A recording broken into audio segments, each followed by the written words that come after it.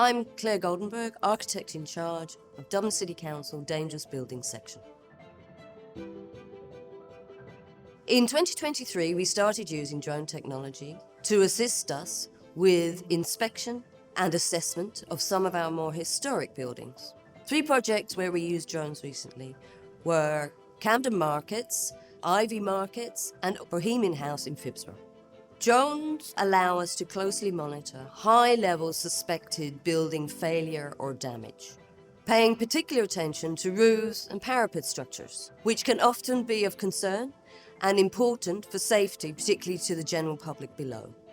This method can speed up our on-site evaluations and also reduces cost and time expenditure by removing the immediate necessity for on-street hoist trucks, inconvenient road closure and traffic disruptions.